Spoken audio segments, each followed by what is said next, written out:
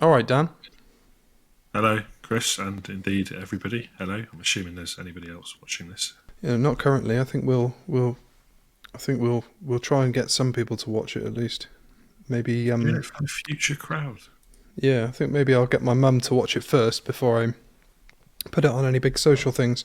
I Well, in sent that case, I'm not going to break with tradition. Hello, Chris's mum. How are you? Glad you're here. yeah, she's I'm sure she'd love that. It's always nice to shout out Sure. my mum. Yeah. I asked her to be honest earlier. I sent her through a recording of the first sort of intro episode of the podcast, and Yeah. I was like, "What do you think of it?" And she was like, "Well, you don't sound like you're really Gloucester, which is good." That is good. Yeah. But I think someone who's from Gloucester would probably not be able to hear that anyway, and they probably think they don't sound Gloucestery. And also, like when your mum says something, it's hard to take it at face value. And if she says you look handsome or whatever, it's just I've coasted on that all my life. Handsome, clever, tall. All these yeah. other But all of those things are Gosh. true. What are you drinking anyway, Dan? I'm drinking just some generic lager that I've got in the fridge. It's Brewdog Lost in Guava, so vaguely transphobic beer, which I'm not into. Incidentally, I bought the beer. I don't support the company's ethics, and it's got guava in it, which I do support. My main criteria for any drink is that it tastes as close to Umbongo as it could possibly be, and adding guava to anything gets it just a shade closer. So it sounds like an alcohol pop, but like an unethical alcohol pop. Yeah, it's a little bit less ethical than I would like. I had that Ukrainian lager when that came out, and that wasn't actually that nice. It was okay. I Yeah, was happy that I was giving them my money. yeah, I yeah. don't know. No ethical consumption under capitalism, unfortunately, but you do what you can. No, exactly. I think that's as kind of time goes on. I think you realise that there's no amount of boycotting or that's going to make much of a difference on that front. But And maybe someone that's will just probably me. hop in here now as well to say, "Oh, but you've got an iPhone." But without Yeah, an iPhone, how could I pull one off in the bathroom? yeah, exactly. How could you get those low angle shots if that make your junk look bigger than Exactly. like where you like rest the phone on your knee? It's a necessary evil. My Yeah. memory, the internet's really. I can't think of a single woman's face if I close my eyes. Oh fuck it hell! This is why I've already had to mark the entire podcast as being like just not suitable for anyone. Not anyone ever at any point. Yeah, which ages? I've changed like the age brackets to just be like people in like who are in the late stage of death in their 90s as well. So hopefully no one will see it. Dementia The sort of patient. people who would never have access to any streaming platforms anyway. So Exactly. yeah. So how are things going? So what? I guess I'll try and let me retrospectively introduce you so people actually know who the fuck I'm talking to. This is my friend Dan. Dan runs, a pretty successful, lovely little business, Orangutan Trading Co. A lot of our customers know who you are for some reason, I wonder why. and we're kind of like Dan's been orangutan trading a little bit longer than we have. You kind of start. When did you start the business, Dan? I don't know. It was a few years ago, man. Can't remember if it was 3 or 4. It's not. It's not been the longest time. No. Yeah. Yeah, Yeah. 'cause Just yeah. I guess like people are going to want to know how you started your business and what was the catalyst of you heading into the spore shuffling space. Yeah, I mean, I could answer that. I think it comes up as a question, but I can answer it now. So, well, basically, I started getting into my microscopy like everyone else did, bouncing around Reddit and the Shroomery and all these other resources. Uh, yeah, and then what was I doing? I think I spoke to you about it because I know that you were quite interested in getting your feet into the scene as well, and just thought I'd have a go at doing some microscopy as you do. Yeah. So ordered some stuff off various people, had a few goes at it, got pretty alright at it to be fair, like quite enjoyed doing it, was fairly successful for my own aims anyway.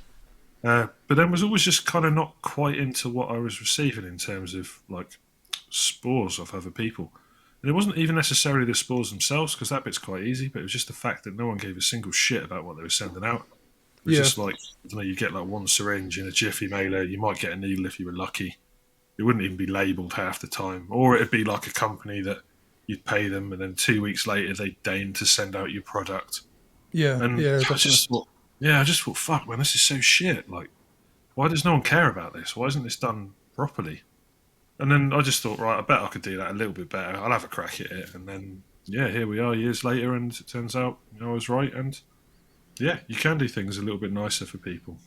Yeah, I think, like comparatively, we've got, your business is a lot more simple than, a lot more sort of a, simple business, I guess. You have, Yeah, a selection of kind of products that are all the same size. We've talked about this before, but like, yeah, it's a quite a cool business to have. And really the thing that differentiates you from everyone else who's capable of making a spore syringe, is the fact that you do give a shit and you spend a bit of time listening to people and just having any modicum of customer service, which, sounds mad. Like in hindsight, I think, people don't realize that sometimes it's just like a simple business idea with a bit of respect thrown in and, and stuff takes off. But I think, yeah. There's a lot to it. There's a lot more to it in terms of that's the sort of basics of it.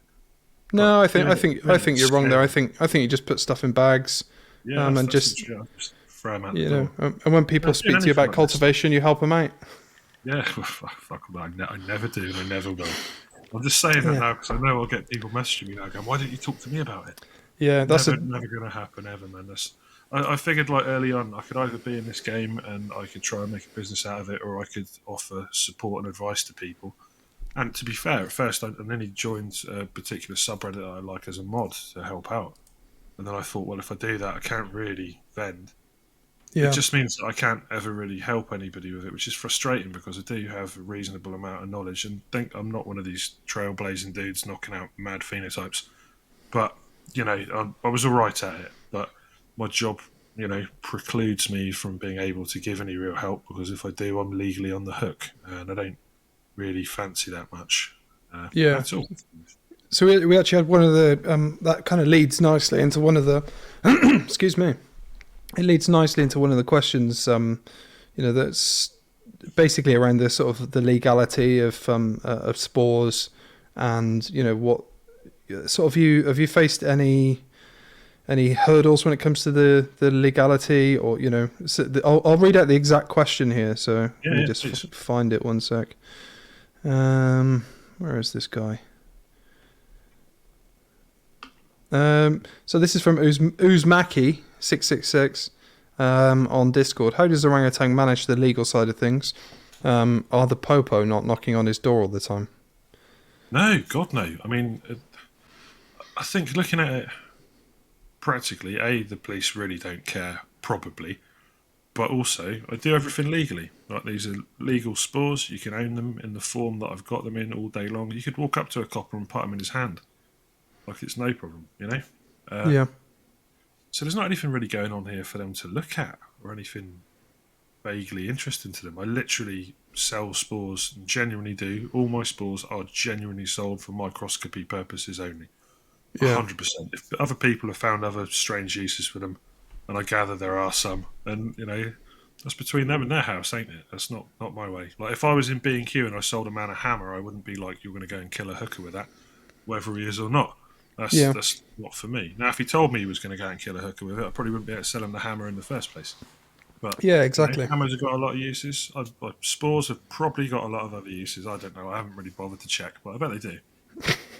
Yeah, I mean, they're like, I think that this is the kind of beautiful separation between what you do and what I do, and where other people have potentially made mistakes in the past is, and continue to make the same mistakes is it's hard to say that that your products aren't for cultivation when people are selling kits alongside spores and things like that. I think you down the line, you're obviously going to get more questions about cultivation. There's more opportunities there for people to, for you to kind of land yourself in hot water. And I think, keeping things very separate.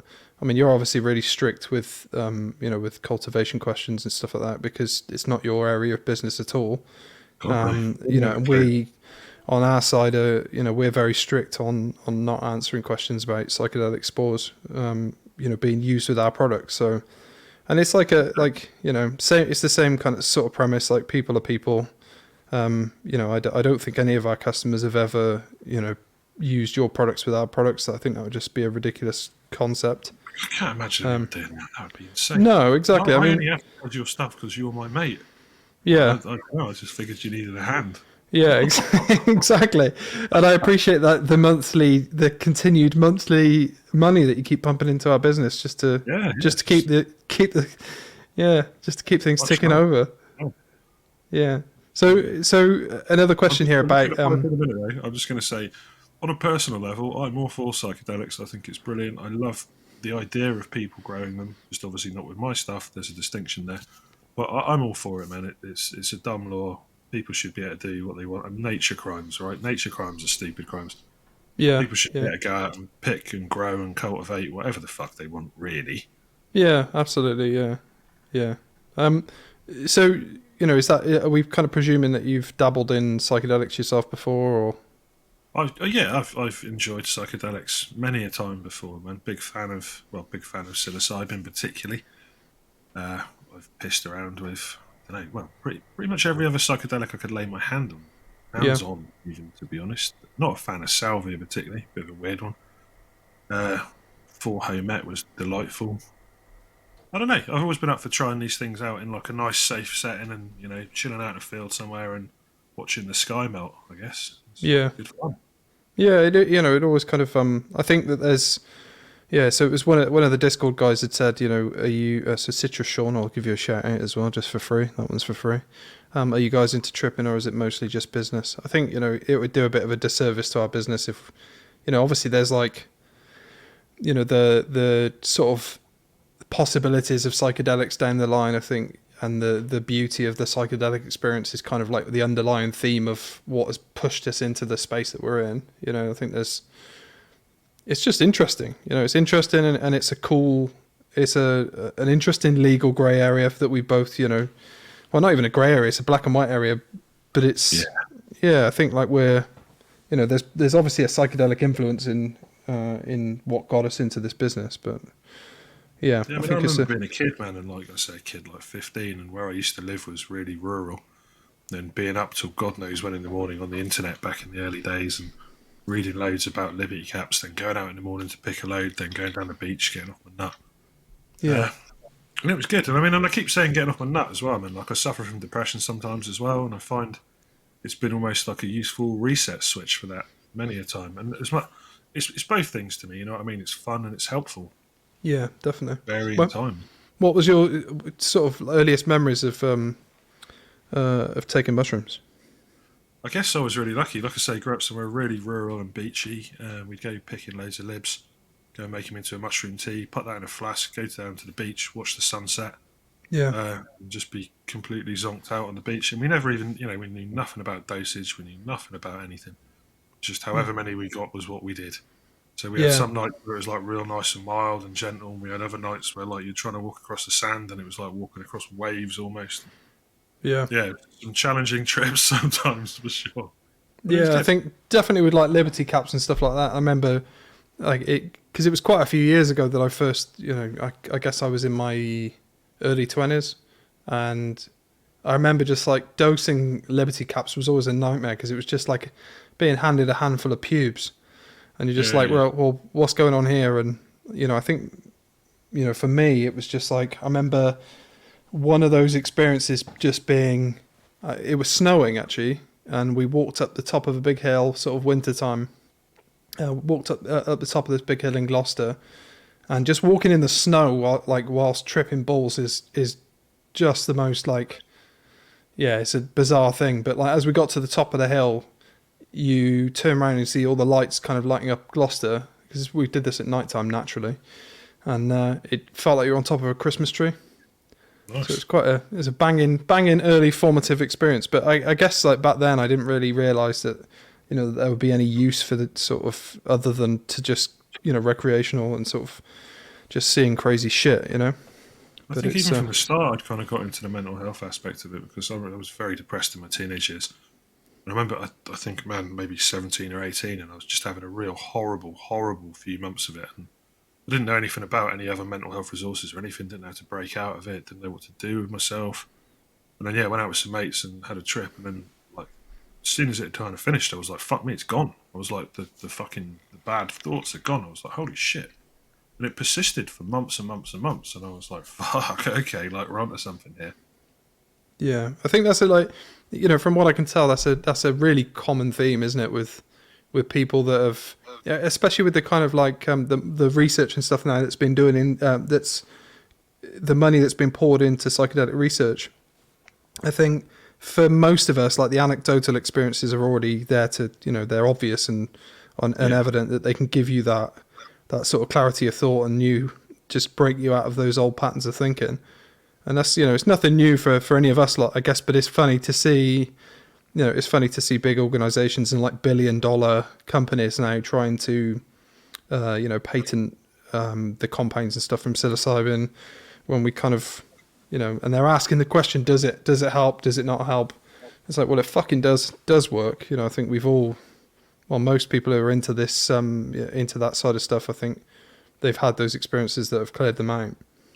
Yeah, of course it helps. I mean, it just helps you to realise, I don't know, even for me, I've had times where I've seen things that categorically aren't there in reality, say, but with my eyes, they were 100% there. Yeah. I could see them not even like, drifting in and out, but trying to focus down on it. I could see these things that weren't there. And afterwards, I was just kind of left with this feeling of like, well, what is real? What isn't real? And then it's like, what? All the things that I know are real, and that I love my family, I love my friends.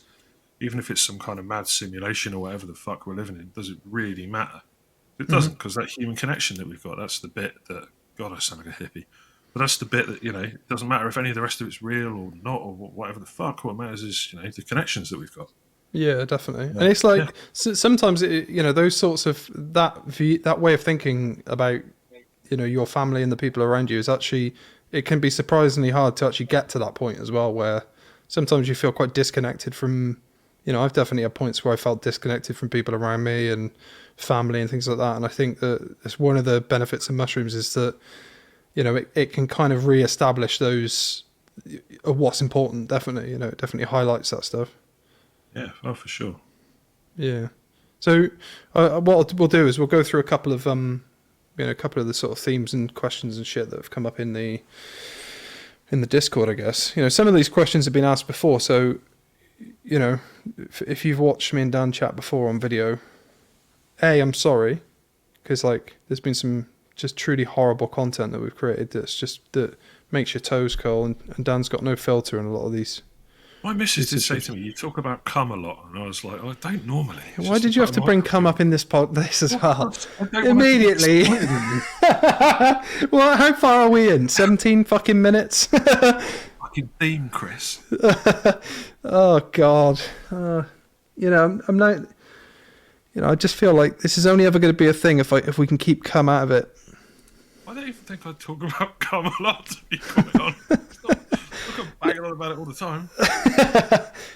People don't know you actually, but like Dan likes to just text me that word in the morning, every morning.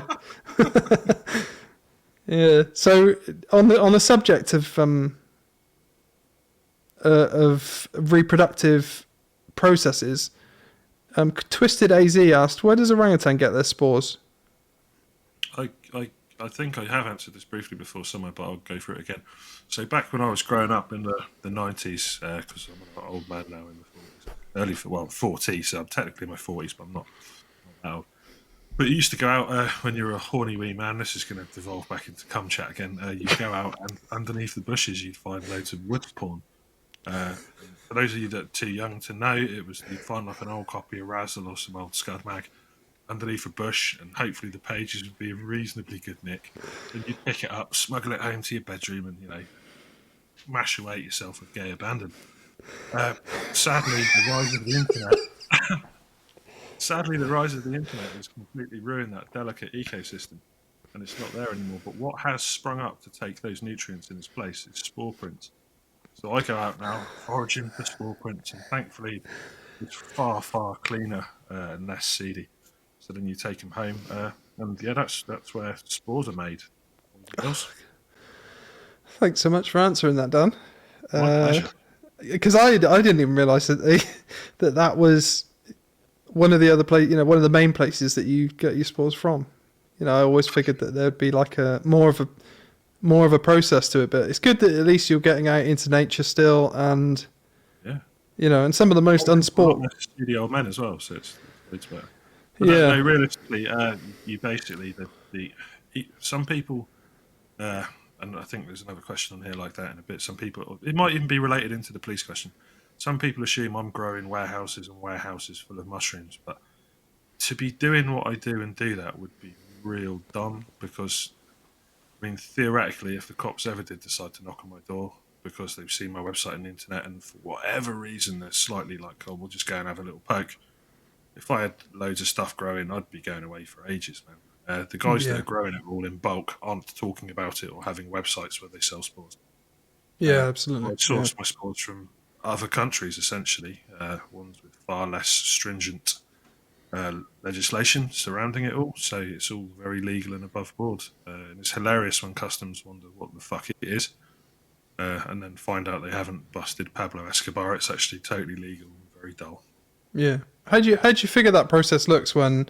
Because obviously you've had it a few times where customs have delved into your parcels and stuff. What do you think their workflow looks like there? Do you think there's actually anything at all that goes for that? Do you think there's like a kind of process where they go, well, what the fuck is this that we've got here? Is this drugs? I think to be fair, they probably open it, look at it and go, it's some kind of spore prints. What drugs does this look like? Oh, nothing. Fuck it, we don't care. I mean, they're not there to do that kind of police work. They're there to pick out the obvious stuff. If someone's sending you like a block of weed, they're like, holy shit, fantastic, I'll get my bonus for the month. Yeah. Take this weed off. I mean, what spore prints are, very dull looking things, to be quite honest. I mean, they're interesting, but there's not anything that's going to get any drug cops' ears pricking up. Like, fuck no. Yeah. I mean, I wonder how many times the customs people have opened those up, like looked to open up a little piece of foil and wondered if someone had just touched the foil to their asshole in another country and then just closed the foil back up. And I've got no doubt what they would have done. They probably would have taken some of the spore prints. I mean, some are really thick and might have scraped some off and put it through some kind of testing thing. Doesn't come back with anything because spores don't contain anything in them. And then they literally do not care because that's not their job to care. Yeah. Yeah. So sort of leading from, the sort of challenges and stuff that you as a spore vendor face, what are some of the biggest challenges? This is another question, by the way, from Discord, but I almost palmed it off as my own. I was like, oh, that just leads nicely into. I'll take credit for this one. This is NLD on Discord. The main one really is, I suppose, payment. It's the fact that no payment processors will touch you because it's illegal in 3 states in America. So even because of that, I've had long conversations with pretty much every card processor I could think of, like PayPal, Stripe, just you name it. And they're like, sorry, we can't touch it because the banks that underwrite us won't touch it. So we don't even have any wiggle room in it. Yeah. It's much like, the payment processors cutting down on the pornography industry, which is totally legal. It's just something they don't like. They don't want it to be adjacent to anything at all, so they just won't do it. So yeah, that's the hardest bit, really. I've got it pretty well sussed now, but it is still bank transfer and crypto, and that is working just nice. That's fine. Most people are used to it now because every spore vendor is the same on that. Yeah. You do get the odd message where it's like, why can't you take PayPal? And it's a question that, it's even up on my website. It's been asked a million times. I absolutely would if I could. I mean, maybe not PayPal because they charge a bit too much. And it's why I've always been sort of, not envious because I wouldn't want to do what you do, but to have that simplicity of just being able to take money the normal way, nice and easy. Yeah, man, that'd be the dream. Yeah, I think it surprised me quite a lot because I kind of remember when, you were having issues with payment processing early on, and it was kind of like is it even possible to run a business without, in that way? And, obviously it is, but I guess that's the main benefit is that everyone is in the same boat. So if people want to buy spores, they are going to have to go through that process with most people. And I thought it would be because I did start off having Stripe on my website. I thought, fuck it, I'll take a cheeky punt until they block me. That'll just get me some income coming in to start the whole ball rolling. Yeah. And then when I had to turn that off, I was like, oh shit, this is going to cause so many issues. And any issues at all. It's just, Yeah, definitely. All right, let's have a look. See what other questions we've got. So Scruff asked, did Orangutan Trading get its name from the stoned ape theory? No, but not a bad guess. So when I first started off, I was on Reddit and I'd come across some ape swabs, and I love a pun, so I wanted to think of a name for a business to set it up off the back of that. And then decided that because these ape swabs were great apes and orangutans are great apes, I'd kind of flex it together and make a stupid pun. And also, I really love Terry Pratchett, and his orangutan librarian is one of the best characters ever written. And I've got big long arms like an orangutan, so it all just kind of came together quite nicely. But Do you know, what about you? What about MycoPunks? MycoPunks was actually the second. Yeah, it was the second choice really. We were originally called Shroom Supply Limited, which some people may remember. I guess we weren't really doing much when we were Shroom Supply, but yeah, we got some. Basically, we just got some angry messages from the US from the guy who runs Shroom Supply over there, which is a weird one because I thought that the guy's business, the guy that runs Shroom Supply in the US, has effectively got sort of 3 or 4 different websites that are all just the same thing but with different sort of titles to them. And the Shroom Supply was one of his brands that that you'd kind of let lapse a bit. Not that I knew that at the time, because I just kind of did no research and just thought Shroom Supply sounds like an amusing thing. But again, it just threw up all sorts of red flags for us in terms of like payment processing. We had our PayPal account closed, couldn't get insurance. There was all sorts of like headaches that you don't want as a small business. And I'd registered MycoPunks a little bit sort of before that as being like a backup thing. The kind of punk thing has like always been through all the little ventures that I've had throughout my history. I had a sort of punk promotions company I used to put on gigs years ago when I was in my teens, and I had a promotions company called Fat Punk Promotions because I was just a fat punk. I'm going to add in here, I have seen pictures of Chris back in those days. Yeah, I'm not far off what I was then. A little bit. Yeah. So, but yeah, not the fat thing. The punk thing has kind of been the fat thing's been a recurring theme throughout my life as well. But the punk thing is kind of, it's a bit of a throwback to that as well. I like to think so. It kind of feels like it's coming full circle a bit. And it's just a cool name. People really love it. So it's I think I said to you years back as well. Like, I think it's a very punk job to do, because I was sitting down listening to some music and thinking about what I do for a job, and I was like, what is punkier than selling something that you can't really ever use? And like, it's just a total like legal boondoggle, and like, it's just amazing. Do you know what I mean? It's just punk as fuck. It's really good. It is. It's like I feel like not only that, like, I do feel like that we're even just being involved in this kind of sort of scene from both of our perspectives. Things have grown so much over the last couple of years. It almost like begs belief that there is so much, that there are so many people into this stuff. Because it shocks me still. Like, when that obviously we've got a fair whack of customers now just in 2 years. And I keep thinking to myself, well, there's got to be a point at which like this plateaus and people go, right, that's it now. That's the amount of customers you get, and there's not going to be any more.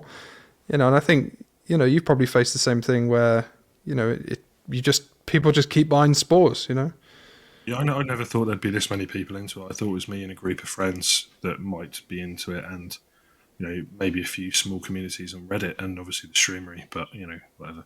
Yeah. Do you think that microscope sales correlate with the sale of spores over the last few years? Do you know what? Genuinely, I know you're being half facetious, but I wouldn't be surprised if there had been an uptick in microscope sales just off the back of this. Yeah, surely. Yeah, I just want to. While we're on the subject of punks as well, I just want to shout out Punk Ross, which is at Punk Ross on Instagram, who's a lovely, lovely dude and designed my logo and your logo as well. Yeah, banging. Yeah, he's actually so like we stole him originally from what they called Who's the local Spice Guys? Jesus Christ, I'm having a Tubby moment. Tom. Yeah, Tubby Tom. God, that was bad of me to forget that. That's what happens when I drink while I'm speaking. Yeah. Tubby Tom, he'd done all his original sort of branding, and it was right up our street. So he's kind of responsible for our skull logo and your orangutan skull logo, isn't he? Yeah, Basically, so the if you're guy, listening, he draws love you, skulls. and also, if Tubby Thomas is listening, I love you too. Send me free stuff. Yeah, and sorry I forgot who you were, Tom. I didn't, Tom. You'll notice that when you come to package up my free stuff. It's been I think we're going to probably do another run of his. We like to give people who spend a little bit more money with us generally get a free bottle of barbecue sauce. So we've been giving away quite a few of his bits recently, and I still forgot his name. So good mate I am. Right, should we grab a few more questions while we're in the? Some of these are good questions. Some of them are alright questions. What we should do is we should rate the question, rate the questions out of 10. So I'll give a thumbs up or a thumbs down, depending on if I think they're a good question or not. Okay. So Pink Blake on Discord. This was at me. What's been your favourite memory since forming MycoPunks and expanding to the point that you're at now? I mean, the whole thing's is really good fun. I think I'm in this kind of lucky position where I quite like the aspects of running a business and like speaking with customers, and I like all that stuff as well as being into mycology. So I think that's where it works for me. I think that there's loads of things that I really enjoy. I think what I really like is that in my last firm we did this sort of yearly getaway where we took all of our staff away to a foreign country, basically just for a bit of a jolly. And Dan obviously came with us on the last one to Amsterdam, and I just think it's stuff like that I think that's a good memory for us, and I think that's what we'll continue to do each year. We'll take the team away, and I think that's been my favourite memory so far, is just pissing around in Amsterdam. I think I'm watching my brother and Paula, my brother Sam and Paula, having a bit of weed and just giggling their tits off. It's good. It's all good. What about you, Dan? What's been your favourite moment? Oh man, I don't know. Loads, really. I mean, a few that I don't think I'm going to mention in the podcast, to be honest. Because it's just going to devolve into my favourite topic now. No, I thought, Amsterdam was pretty damn good. I think for me, it was the moment I realised, when I started it off, and I thought, genuinely, I thought, fuck it, it's going to be like 50 quid a week or something, best case. But, like I've said in my Instagram a load of times, when my little boy was born, we were knocking on the door and needing a food bank ourselves. Hence why I donate to the food bank every month, because it's something that's real fucking dear to my heart. Yeah. So it was the moment when I realised it was actually probably a sustainable business rather than being like a little side hustle. It was actually a thing. Dudes I pay now to do work for me and stuff, like friends of mine who needed it, and it's really good. Like I'm fucking stoked, and I get to do, like I say, a bit of social good with my company. We bought loads of food for the fucking kids, and we fucking put loads of Christmas presents under the kids' trees and stuff last year. Like I think I love the fact of being able to do that. Like just something so stupid as go and lay down $1,000 on kids' toys for Christmas. Yeah, it just genuinely fills me with joy. It's awesome. Yeah, it's banging. It is. I think it's like a kind of a weird thing, but I mean, talk about finding a niche, right? Yeah, just it's just such a weird and incredible niche, and the people are like, for the most part, our customers are absolutely wonderful. Like no one's ever really, we don't really have many difficult people that we have to deal with, and I just get to have good conversations with people quite often. And people seem to like what we're doing, and same as your customers seem to like what you're doing. Yeah, I think I've got less discourse with my customers just because, like you've got a team, you've got time to sit there on your Discord. Yeah. I have a day job as well, and I'm pretty much flat out at the moment. Like I say, I've got a little boy, and I like spending time with him and my missus. Yeah. So I'd love to have a Discord and spend time chatting to people. But, just realistically, while the business is at this stage, I just don't have the ability to do it, unfortunately. And hopefully in the future. just at the moment, just don't have that much, very little free time to be quiet. I mean, we've been trying to get this podcast going for the last fuck knows how long, you know. Yeah, exactly. Yeah, it's one of those things, isn't it? Like, I think there's so much that gets in the way of this. Actually just being able to sit down. It's the same as just having a normal conversation, though, isn't it? I mean, I've got mates of mine. I had a mate of mine. What he messaged me, and he was like, "Have you fallen out with me?" And I was like, "No, why, man?" But you've messaged me months and months and months, and I was like, "Oh, mate, I'm so busy. I'm so sorry." Yeah. I have to keep reminding myself to take a minute and try and reach out to people. And then my brain being what it is, I inevitably forget because I'm busy trying to write new product copy or take pictures or whatever the fuck else. Yeah. Yeah, man. I need to get that work-life balance a bit more dialed in. Yeah. That doesn't mean stop buying spores. Don't stop buying spores to try and help me out. Keep on buying spores. Yeah, exactly. I can hire someone else to improve the work-life balance. Yeah. So without kind of giving too much away, like you said that you've got a day job as well.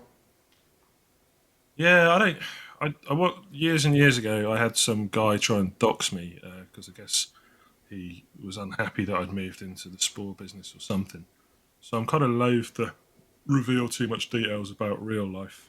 I've got a job where I am able to organise the betterment of a lot of lives of a lot of people, I suppose. And I, again, really enjoy doing that. And the irony is I could probably just do the spore thing full time. But I choose not to and go and do something else that doesn't pay me, the same amount of money, really. Yeah. Because I want to go there and be able to do good, basically.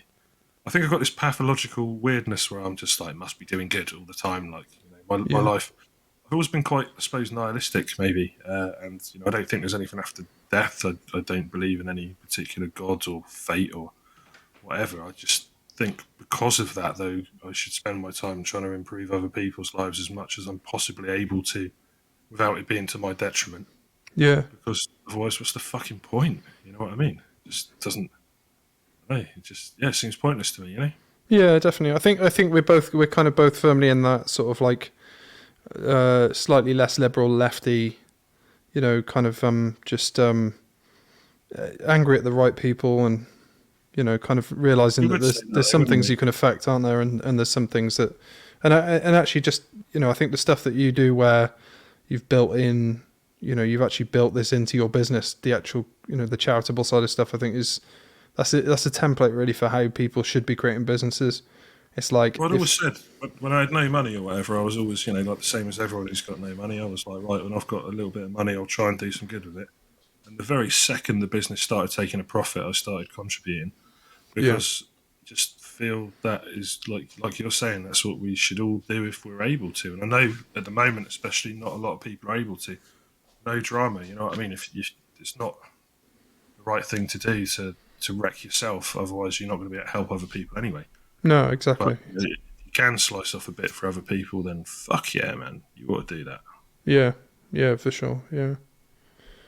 Okay. Well, let me just. I'm going to see if I can pull up one of the questions that's got a bit more of a lengthy answer to it. So we'll look.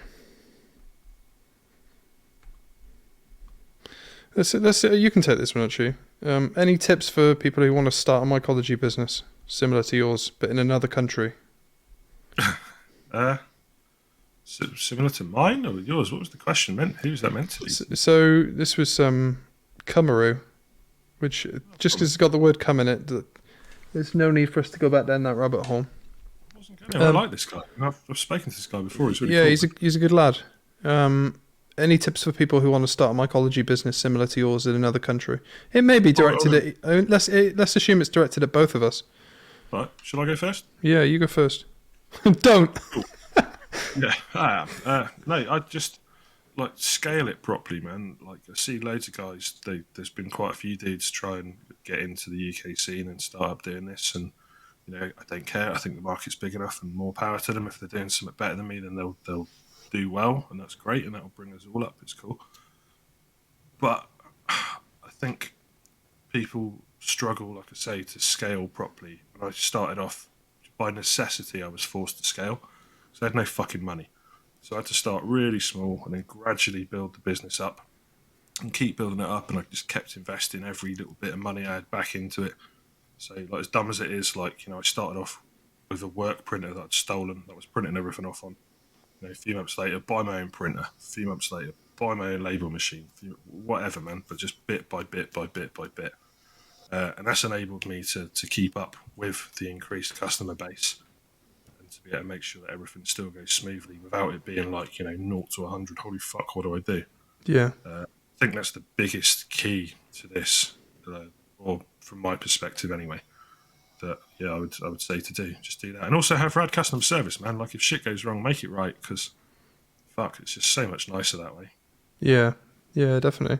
I think that's that was the, I think for you especially is like, the ability for people to create spore syringes, there's a very low barrier to entry there. It's like... Yeah, it's very easy. Yeah, and I think that like there has to be like a big differentiator between what you're doing and what... Because you see tons of people coming and going with, with spore stuff, and I think where it ends up lacking is that people get bored of the customer service side of it, and they realise actually, that there's not a huge amount of, you're not going to make £1 million doing, sort of just doing stuff on a half-assed. So, well, actually, I will say it's easy at a small scale. I think at a larger scale, maybe I'm being a little bit too blasé about it. Like, I've literally made up spore syringes before, and then, I'm not going to go into how I test them, but I test them, and if they don't pass muster, they're never released for sale. Yeah. I've had to throw away thousands of pounds worth of stock before because I was like, shit, this is busted. Yeah. So then obviously I, work on where it's gone wrong, make sure I get it right. But yeah, like say, when you start off, if you're not doing things right and you knock yourself out, 1,000 or whatever pounds worth of stock, and then it all goes tits up, what do you do then, Yeah, definitely. Yeah, I think, we're kind of like in a similar situation where I think, I think for the first year, like, I spent so much time just speaking with every customer that had a question, however sort of like deep the question could go. I'd be there till sort of like till midnight most nights, just responding in detail to people to help them get things up and running. And I think it wasn't a sustainable way of running that business, of running MycoPunks at all. But it was like it was what was required that first year. Is just like relentless customer, conversations, and just having like making sure that everyone felt taken care of, and what that's done is create like a base for, it's like you get customers returning all the time. We get quite a few returning customers, and I think that's the bit that actually is the bit that fucks people over, is that you can burn yourself out very easily dealing with larger volumes of customers, and so finding a way of kind of keeping your... I still chat to a lot of people, but it's like, I'm lucky that, as the business has grown now, I can kind of, we got the Discord and stuff now, so people are taking care of each other rather than me trying to take care of everyone on that, giving that, hand-holding experience. But yeah, it's a good idea, though, isn't it? Because you've got a really nice little community there, to be fair, and I am in there. Yeah. I don't really get a chance to check it, but every now and then I have a little look. People just seem really nice. I think it's definitely got a, it's 99.9% perfect. I think it's just people in there who are just wanting to help people out, and I think there's a lot of, with the volume of new customers and people who are getting into growing now. I think that we're only really still at the beginning of where this is going. I think more and more people are realizing how easy it is to grow. And they're needing just those little sort of tips to get them over those barriers, like early contamination, and the little kind of the little quirks that mushrooms have, Yeah. Right. Let's hit one more.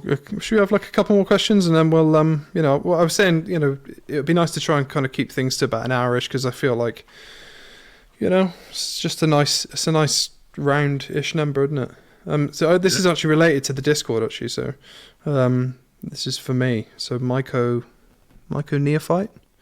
Are you still looking to create a Discord-esque alternative for the mycology community, perhaps with content creators, mycological vendors, pooling resources and audiences? It would suck to lose the community again. So it's a good question. I think, like, you know, I look loads into what is out there at the moment. I think there's like little bits of open source software that's really good, and then there's loads of stuff where it's just not quite fit for purpose. And you know, it's what we've basically gone for in the end is we've brought back the Discord, but there's like a backup tool that runs in the background that keeps all of the members ready to be transferred to another server. So I think we're using the concepts of like that failover redundancy to protect the Discord community. So really we can just fire another one back up and then just port all the users back in. So it would be a shit situation. But I think, you know, the idea of creating something as a bespoke thing, so many people have tried to create, you know, social networks or communities from the ground up, and you know what ends up happening is they're either under-resourced. You know, if it's an open source project, people drop out and people become uninterested in continuing it, and it just ends up, you know, no one has the confidence in it to put any real effort in it. So I'm hoping that, you know, eventually there'll be a good alternative to Discord, and maybe Discord will provide an open source decentralized version of what they're doing.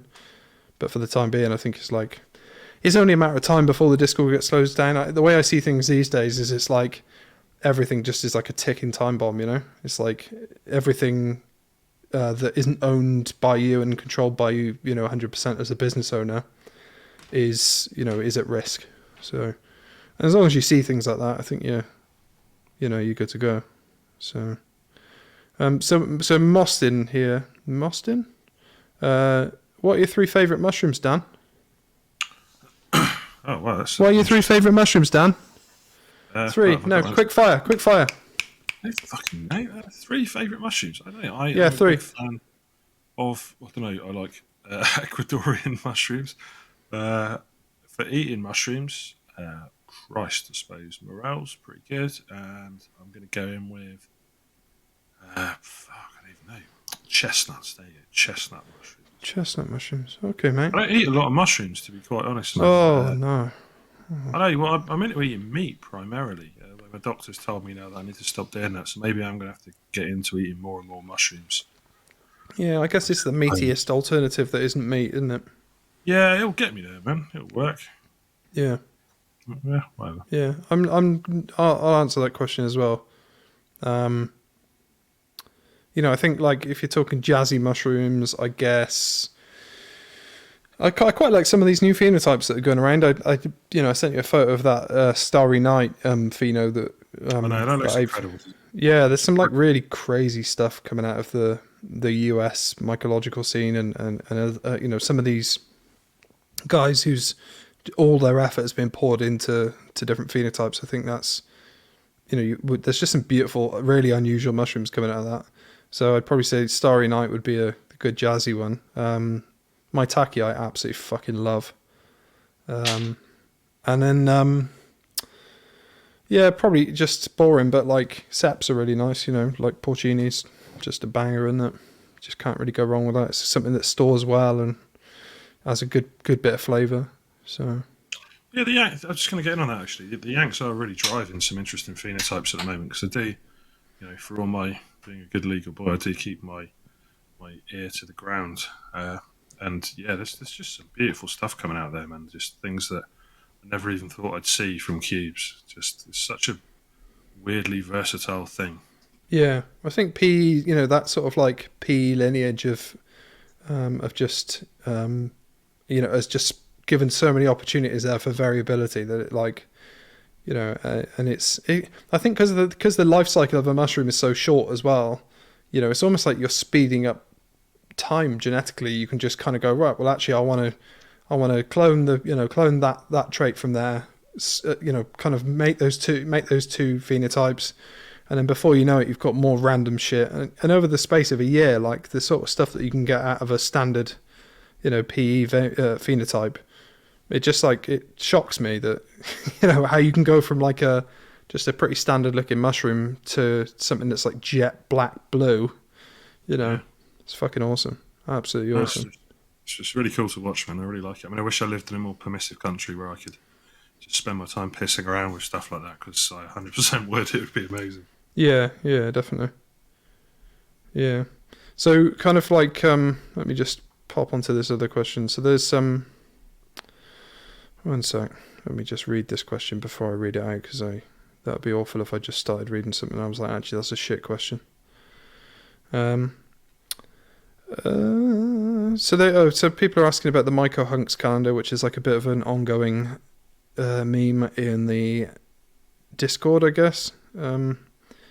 We're working on it. So Dan, for a bit of context, we've been asked to do a naked calendar. Nice.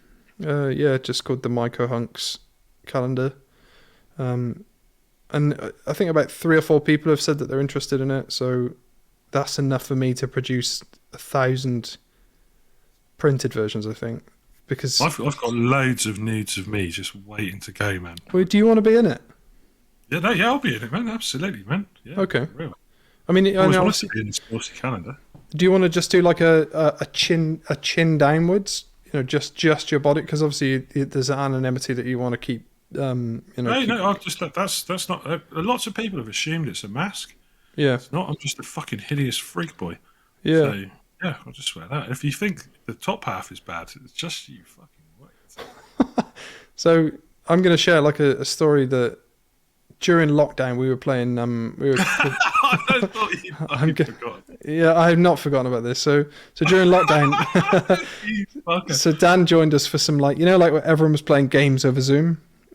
So I can't remember what game we were playing, but like it was basically some turn-based game that we were having a good laugh with. And in the middle of the game, Dan stands up, and his penis just fills the screen, and he's been sat there wearing nothing from the waist down for the entirety of the game, waiting for this opportunity. And so yeah, that was a good memory that's been etched right into the finger. Yeah. That's where it didn't come from in the first place, really. I'm glad I got to share that though, because I feel like that gives a little bit of insight into your psyche. Only a tiny bit though. Classic gag, the pants off gag. That's like a proper. It was. Nice penis as well, Dan. Thank you very much. I crafted it myself. All right, dude. Anything else you want to talk about before we fuck it off? I don't even fucking know. Do you want to, why don't you do? How about this? I'm going to give you like a free ad space. So, yeah, if you had to create like a recorded ad, like for yourself for this podcast, I'll let you sponsor it. So, go on. Let's go then. Do you like talking about cum? If so, for fuck's sake. Fuck you. No, I don't know. If you want to buy really cool spores at a really good price from someone who likes to think of himself as ethical, that will get posted to you reasonably quickly, as long as Royal Mail don't fuck me over like they did last time. Although I do support strikers, so it's all good. I forgive them.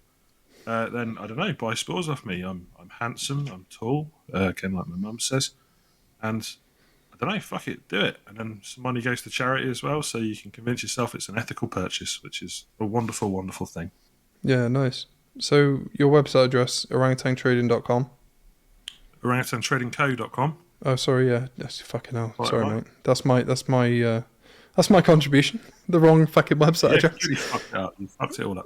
So, orangutantradingco.com, and I'm also on Instagram and Facebook and all that kind of shenanigans. So feel free to have a look. And yeah, if you're into it, you should do it. To be fair, it's a really cool hobby, and you'd probably really enjoy it. I did, and everyone I know who's my friends also enjoyed the hobby as well. It's great. You'd be surprised how much fun you can have with a microscope, basically. Yeah, absolutely. And just to clarify, Dan is on his Instagram is It's Orangutan Trading Co. That's the Instagram. Yeah, the first one got shut down because I said Boris Johnson could suck a fart out of my ass. Oh yeah, that was a classic Dan moment. That I was sailing close to the wind and too close, man. Yeah, definitely. All right, mate. Well, thanks ever so much for spending a bit of time chatting with me. I'm sure we'll do it again. I thought it would make sense for if I'm delving into this world. We've had conversations before, and I guess you're just like the canary in the coal mine type thing. No offense. Yeah, no, I'm always up for a chat about this sort of thing, man. I find, Yeah. it was a weird niche to get into, but I really am interested in like mycology and what's going on, and I love seeing.